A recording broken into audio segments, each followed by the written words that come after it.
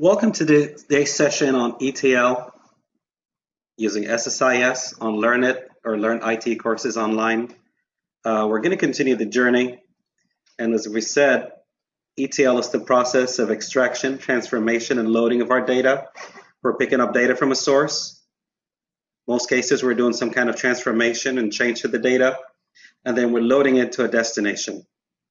And today we're talking about something a little bit more interesting and which is very important in the workplace. And it's a very important concept called event handlers.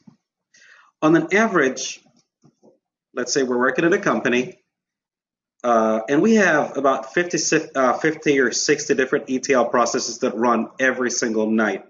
Some that run, again, nightly, and some of them might even run weekly, or some of them might run multiple times a day.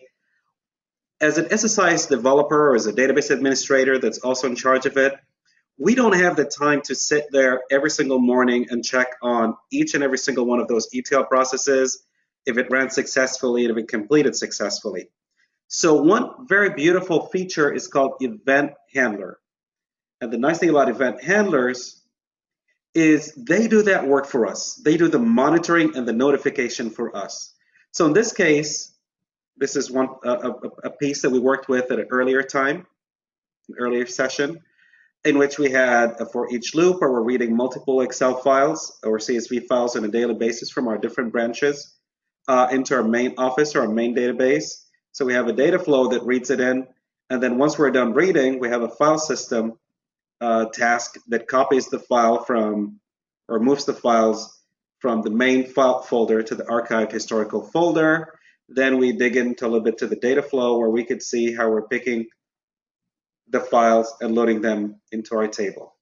Now we go to the event handlers, and basically the nice thing about event handlers is we can decide on every step, pretty much every single step of that package, but also on a detailed task level, what I need done. So for example, if one step fails, let's go back to the control flow. If I'm moving the file from the main directory to my archived historical folder and it fails, well, I want to email. I want to get notified immediately of what happened. However, if I'm loading the data and it fails somewhere in there, then I need to truncate the table. So here I need an email sent out, but here I need to truncate a table. So here are two different things. If this fails, or this piece fails, I want something to happen, in this case a SQL statement to execute to truncate the table so I can reload it again. But here, if the copying of the file fails, I want to get an email to notify me so I can manually do it or rerun it a different way. So I will go into my event handler, and notice when I drop down, I get to pick every specific task level. So I have the package level, if the entire package fails, or I can go into my executables, and then I would find that I have different layers.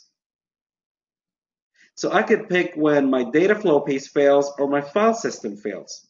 If my file system fails, it's going to go OK. On error, I would like to have an email sent out.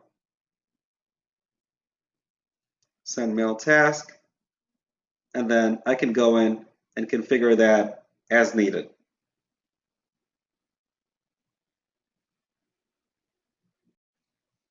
In the other case where the data flow piece is what fails, in case of an error, that's the condition that I'm looking for, I can go in and execute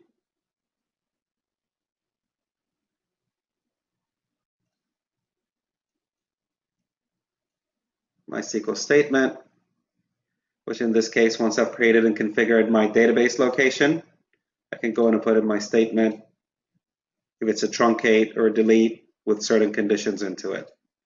So this is a very important, very powerful tool, because that way I don't have to sit and watch over the 40, 50 packages that I have and which layer failed and have that effort and load of having to search through them. But no, I can let SSIS work for me and notify me, usually, at least at a minimum, in the case of any failure and how to rectify it and have it do it for me.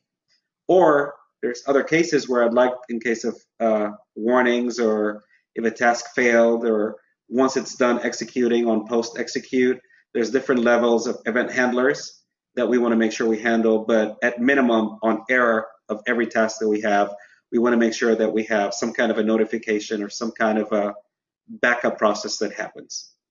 Thank you for joining us for today's session. Hope to meet you in the next one.